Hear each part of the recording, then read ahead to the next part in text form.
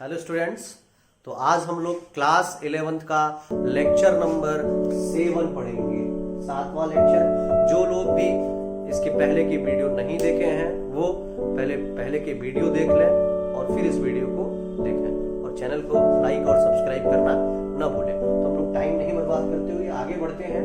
Class 11 physics का unit और measurement का आज लेक्चर नंबर 7 देखेंगे। एरर एनालिसिस के बारे में मैंने पहले भी आपको डिस्कस कर दिया था कि एरर एनालिसिस क्या है, उस पर हमने एक आध न्यूमेरिकल भी लगाए थे।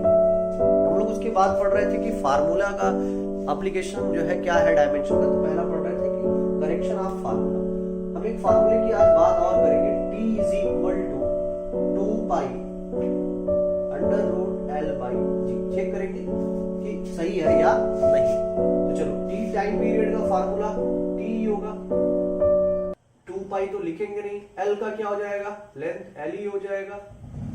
ठीक है, अंडर रूट लिख देते हैं अभी ऐसे। और g एक्सेलरेशन ग्रेविटी है ना, lt माइनस 2। ठीक है, अगर हम स्क्वायर रूट हटा दें तो l की पावर 1/2, यहां भी पावर 1/2 कैंसिल हो जाएगा। तो बच क्या जाएगा, t की पावर माइनस 2, ऊपर जाके क्या हो जाएगा, t की पावर 2 और पावर 1/2, क्योंकि स्क्वायर रूट हटा रहे थे तो पावर कितना आ जाएगा, 1/2 आ जाएगा। पावर कितना आ जाएगा, 1/2, तो कैंसिल हो जाएगा। तो कितना बचा, t बचा। तो यहां भी t। तो अगर देखा जाए तो फार्मूला तो क्या है, सही है। फार्मूला क्या है, सही है। लेकिन अगर इसी के जगह हमने ऐसे लिख दिया, t is equal to 4 pi under root l by g, तो आप चेक करेंगे तब भी सही होगा। यानी दो चीजें क्लियर दिख रहा है कि डायमेंशनली तो सही हो सकता है लेकिन फिजिकली नहीं सही है।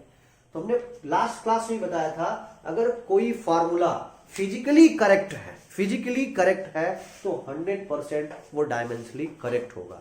लेकिन यदि डायमेंशनली करेक्ट है तो कोई जरूरी नहीं है कि फिजिकली सही हो। ठीक है, एक और एग्जांपल ले लेते हैं छोटा सा, और आपको डायमेंशन बताना है। F is equal to a plus B T plus C T square. F force है और T टाइम है। कह रहा है फाइंड द डायमेंशन, आप दिख रहा है, फाइंड द डायमेंशन, फार्मूला वही डायमेंशन ऑफ क्या, ए बी सी। कौन सा प्रिंसिपल अप्लाई करेंगे, हम लोग प्रिंसिपल ऑफ होमोजेनिटी। क्या कहता है principle of homogeneity, same kind of physical quantity can be added, subtracted और इक्वेटेड। सेम काइंड, यानी अगर ये मास है सपोज करो, तो ये भी मास होगा तभी तो ऐड किया गया है, क्योंकि फोर्स था। तो अगर यह फोर्स है तो इक्वेटेड क्यों है, ये भी फोर्स होगा और ये पूरा भी फोर्स होगा, ये पूरा भी फोर्स होगा, तभी ऐड किया गया है। मास को वॉल्यूम के साथ थोड़ा ना ऐड कर सकते हैं, मास प्लस वॉल्यूम बराबर 2 मास या 2 वॉल्यूम लिख देंगे, ऐसा तो हो नहीं सकता है। तो same type of physical quantity को ऐड किया गया है। यानी अगर ये फोर्स है तो ये भी फोर्स होगा, ये भी फोर्स होगा, ये भी फोर्स होगा। तो यहां से तो क्लियर दिख रहा है कि ए का डायमेंशन कितना हो जाएगा, फोर्स के इक्वल दिख रहा है। तो ए का डायमेंशन फार्मूला, फोर्स का डायमेंशन फार्मूला mlt माइनस 2। चलो, बीटी भी तो फोर्स के इक्वल होगा, तो बीटी का यानी बी का डायमेंशन देखो, फोर्स F और T था, यहाँ पे T आके इधर डिवाइड हो गया, तो फोर्स का यह में यल T माइनस 2 और यहाँ T से डिवाइड कर दो, तो T ऊपर जाएगा तो -1 हो जाएगा, तो कितना बच जाएगा, mlt माइनस 3। यहां तक कुछ समझ में आ रहा है। C का देख लेते हैं, सी टी स्क्वायर है, इसको रफ कर दे रहा हूं क्योंकि आप नोट कर चुके होंगे। चलो, सी टी स्क्वायर, तो सी टी स्क्वायर भी फोर्स के बराबर होगा, तो C बराबर कितना, फोर्स बाई टी स्क्वायर। तो फोर्स का कितना याद कर लो बेटा, फोर्स का डायमेंशन फार्मूला mlt माइनस 2 और टी स्क्वायर, स्क्वायर ऊपर जाके -2, यानी टी पावर -2 -2 -4, तो mlt माइनस 4। यहां तक तो समझ में आ गया होगा, बिल्कुल आगे सबको समझ में आ रहा होगा क्या मैं कहना चाहता हूं चीजें। चलो, अब एक क्वेश्चन मैं आपको दे रहा हूं, होमवर्क है, इसके बाद मैं कुछ न्यूमेरिकल लगवाऊंगा और ये होमवर्क है, आपको करना है। ठीक है, P इज इक्वल टू, ऐसा क्वेश्चन किए होंगे, 80 स्क्वायर प्लस किए होंगे B upon C plus T।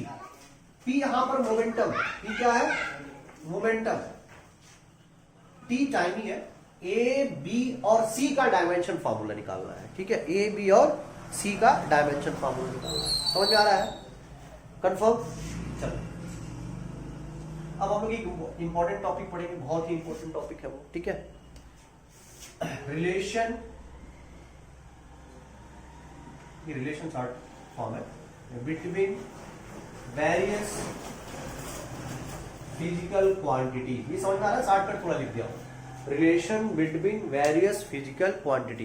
तो ये तब समझ में आएगा, अब देखो इस पे सीधे क्वेश्चन करते हैं तब ज्यादा आसानी से समझ में आएगा। तो एक छोटे से क्वेश्चन की हम बात करेंगे, उसके बारे में समझ। अब हम लोग अगले क्वेश्चन की बात करेंगे। क्वेश्चन है the time period of a simple pendulum was found to be dependent on the length of pendulum. यानी एक क्वेश्चन करेंगे इससे रिलेटेड, तो ज्यादा अच्छे से समझ में आएगा कि रिलेशन क्या निकाल सकते हैं हम लोग physical different between physical quantity, ठीक है।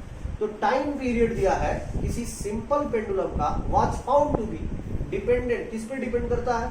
लेंथ ऑफ द पेंडुलम, पहला condition. And the acceleration due to gravity, gravity acceleration पे करा रिलेशन निकालिए। कह रहा रिलेशन बताइए क्या होगा।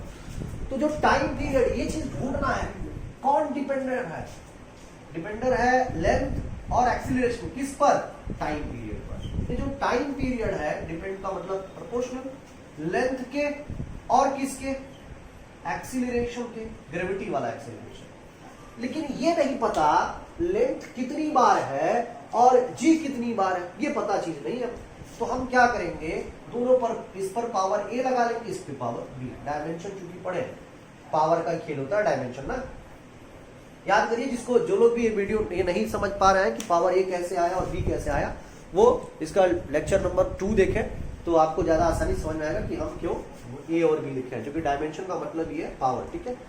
डायमेंशन का मतलब, तो टी डिपेंड करता है एल की पावर ए पर, टी डिपेंड करता है जी की पावर बी पर। अगर दोनों इक्वेशन को इक्वेट करें तो समझ में आ जाएगा टी डिपेंड करेगा एल की पावर ए और जी की पावर बी पर।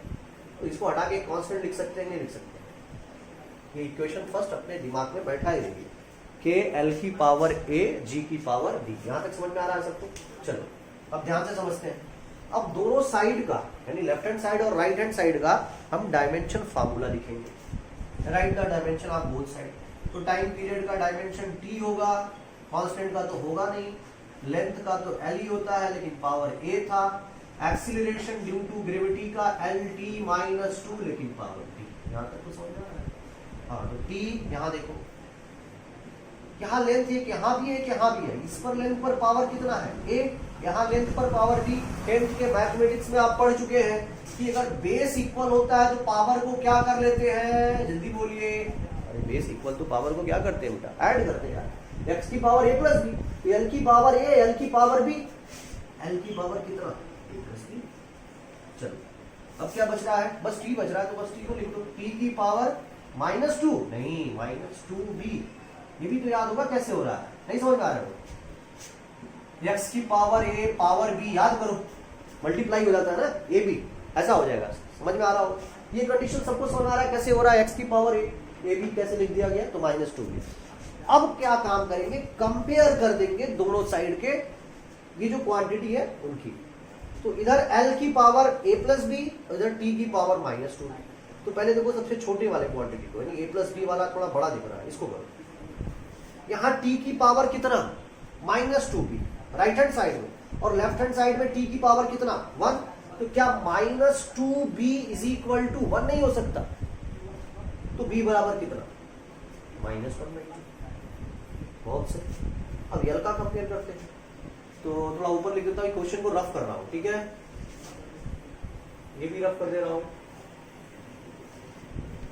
चलो, एल की पावर ए प्लस बी, और यहां एल है नहीं है, तो नहीं है तो याद करो क्या लिख सकते थे? 0 एल की पावर, तो एल की पावर 0 यानी 0।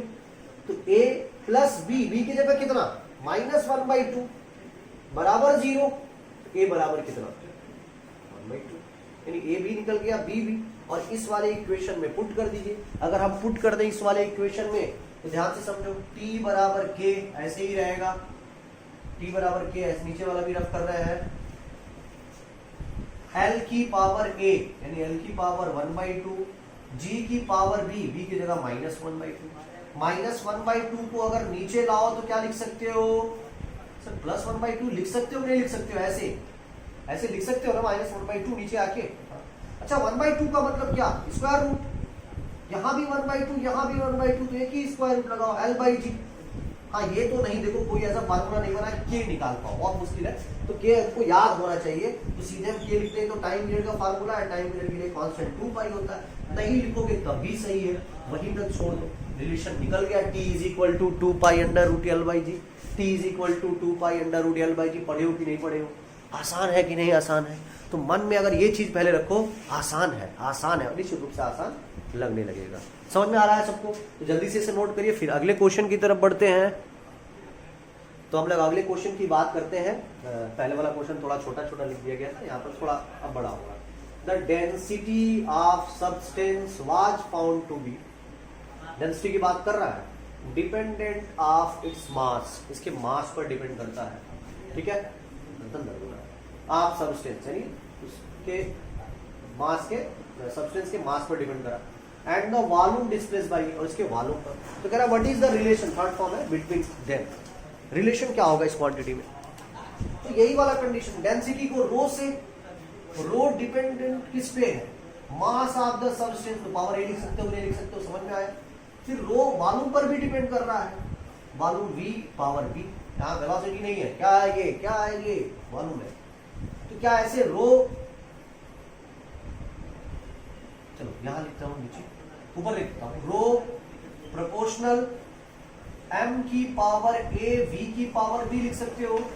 तो रो प्रोपोर्शनलिटी हटा दो, कांस्टेंट m की पावर a v की पावर b। यहां तक समझ में आ रहा है। मैं क्वेश्चन वाला रफ कर रहा हूं क्योंकि क्वेश्चन आप लोग नोट कर चुके होंगे, ठीक है, क्वेश्चन रफ कर रहा हूं, ठीक है। दोनों साइड का आप डायमेंशन लिखेंगे, तो डायमेंशन ध्यान से देखो, डेंसिटी का डायमेंशन फार्मूला ML-3। जिन लोग को भी डेंसिटी का डायमेंशन फार्मूला या किसी का भी डायमेंशन फार्मूला नहीं निकालने आता है, वो वीडियो को पहले रोक दें और पीछे जा करके लेक्चर नंबर 4, 5 देखें, आपको सारी चीजें समझ में आ जाएगी कैसे डायमेंशन फार्मूला निकाला जाता है। ML-3 कांस्टेंट का होगा नहीं, मास का m, पावर a, और वॉल्यूम का क्या होता है L की पावर 3 पावर b। यहां तक तो सबको समझ में आ रहा होगा, बहुत ही आसान सी चीज है, कोई टफ नहीं है। अच्छा अब तो m की पावर सिर्फ a है और यहाँ m की पावर क्या है 1 है, तो कंपेयर कर दो, a = कितना मिल गया 1 मिल गया। यहाँ l की पावर कितना है 3b और यहाँ l की पावर -3, तो 3b बराबर -3, तो क्या b बराबर -, ये दोनों वैल्यू उठा के इस वाली इक्वेशन में पुट कर दो, तो रो = कांस्टेंट k m की पावर 1, a मतलब 1, v की पावर -1 नीचे ला दो, तो डेंसिटी = m कांस्टेंट, अभी रहने दो ऐसे, v नीचे आएगा, k की वैल्यू चाहो तो 1 रख दो, याद कर लो नहीं तो छोड़ सकते हो, तो रो = क्या हो जाएगा, यानी डेंसिटी = मास बाई वॉल्यूम। ऐसा पढ़े हो कि नहीं पढ़े हो, मास बाई वॉल्यूम पढ़े हैं, समझ में आ रहा होगा कैसे किया गया है, कंफर्म। चलो अगले क्वेश्चन की तरफ बात करेंगे अब हम लोग। तो हम लोग अगले क्वेश्चन की बात करेंगे, बहुत ही इंपॉर्टेंट क्वेश्चन है। क्या कह रहा है question, if area, velocity and density are taken to be base quantity, इसको बेस क्वांटिटी माना गया है, डायमेंशन वाले फार्मूले में पढ़े हैं। Then find the dependency of force on these quantity, force पर डिपेंडेंसी दिखाना है, फोर्स के साथ इन सबका डिपेंडेंसी आपको बताना है, यानी रिलेशन बताना है। थोड़ा सा घूम गया है क्वेश्चन, लेकिन ये क्वेश्चन बहुत इंपॉर्टेंट है, आया हुआ है। जो लोग भी पीछे के वीडियो नहीं देखे हैं वो पहले जाएं और सब्सक्राइब कर लें, चैनल को लाइक जरूर करें, सब्सक्राइब करें। देखो आपको नई नई सारी जानकारियाँ मेरे थ्रू जो है, क्लास 10th की वीडियो आपको मिल जाएगी, क्लास 12th की, क्लास 11th का, अभी 9th का वीडियो नहीं बना रहा, 9th का नहीं, 10th, 11th और 12th का फिजिक्स का पूरा लेक्चर मिलेगा आपको, और बहुत अच्छे से आपकी पूरी NCERT कवर होगी, जो जितने कॉम्पिटिटिव एग्जाम देते हैं उनके लिए। जहाँ भी आपको ऐसी कोई डाउट हो तो आप कमेंट बॉक्स में लिख दें कि सर ये प्रॉब्लम आ रही है, या कोई आपकी कोई क्वेश्चन हो तो उससे भी आप पूछ सकते हैं, ठीक है। तो ये चीज़ें आपको समझ में बहुत आसानी से आएगी, कोई टफ चीज़ें इसमें नहीं है कि ना समझ में आए। तो क्वेश्चन सब लोग समझ गए होंगे क्या है। तो मैं क्वेश्चन को एक बार रफ कर दे रहा हूँ, ठीक है, रफ कर दे रहा हूँ ताकि फिर जो है पहले लिख लेते हैं। तो फोर्स की डिपेंडेंसी किस पे बता रहा था, फोर्स किस पे डिपेंड कर रहा था, एरिया पर, तो फोर्स की डिपेंडेंसी में डायरेक्ट लिख दे रहा हूँ, एरिया की पावर ए, इसी के साथ वेलोसिटी अब v अभी भी आना पड़ेगा पावर v, और डेंसिटी रो की पावर c। ठीक है, तो यह बराबर क्या हो जाएगा, k कांस्टेंट, a की पावर a, v की पावर v, रो की पावर c हो जाएगा। ठीक है, चलो अब डायमेंशन लिख दे दोनों साइड का, क्या हो जाएगा m l t-2। ठीक है, कांस्टेंट का होगा नहीं, एरिया एल स्क्वायर की power a, velocity L T -1 की पावर b, और ये डेंसिटी का जल्दी बताओ। ठीक है, दिख रहा उधर पूरा सबको, ml-3 की पावर c हो जाएगा। अब पहले एक साथ कर लेते हैं सारा, मार्कर चल नहीं रहा है, m l t-2, चलो यहाँ l देखो, l यहाँ पर दिख रहा है, यहाँ पर l तीनों जगह दिख रहा है, थोड़ा इस बार टफ हुआ, l की पावर 2a दिखा, l की पावर +b दिखा, और l की पावर -3c दिखा सबको। चलो t की पावर क्या दिख रहा है, बस -b ही केवल दिख रहा है, और m की पावर क्या दिख रहा है, सिर्फ c दिख रहा है। देखो m की पावर सिर्फ c दिख रहा है, माइनस नहीं, -3 तो l के साथ है वो, t की पावर -b। ठीक है, तो पहले छोटे छोटे क्वांटिटी को हम कंपेयर कर लें, m वाले को कर लें, m की पावर c, यहाँ m की पावर 1, तो c बराबर कितना मिल गया, 1 मिल गया। बहुत ही आसान है, c बराबर कितना मिल गया, 1 मिल गया। चलो अब t की पावर -b, और यहाँ t की पावर -2, तो -b बराबर -2, माइनस माइनस कैंसिल, तो b बराबर कितना, ये भी आसान है। चलो ऊपर करता हूँ, क्वेश्चन रब कर दे रहा हूँ, b बराबर 2। ठीक है, -b बराबर -2 था, तो माइनस से माइनस कैंसिल, b बराबर 2 मिल गया। अब l देखते हैं, तो l की पावर है 2a + b -3c, और यहाँ l कितना है 0। हमने कुछ वैल्यू तो निकाल लिया, c निकाल लिया 1, b निकाल लिया 2, 2a + b की जगह 2 -3c की जगह निकाला 1 बराबर 0। 2 - 3 कितना, 2 - 3, 3 बन जाए 3, -1 हो जाएगा, 2 - 3 -1। कुछ गलत हो रहा है क्या, अरे l की पावर 0 नहीं है, देखो l की पावर यहाँ पर इतना था, या l की पावर 1 हो जाता है। ठीक है, वेरी गुड, समझ आ गया हो।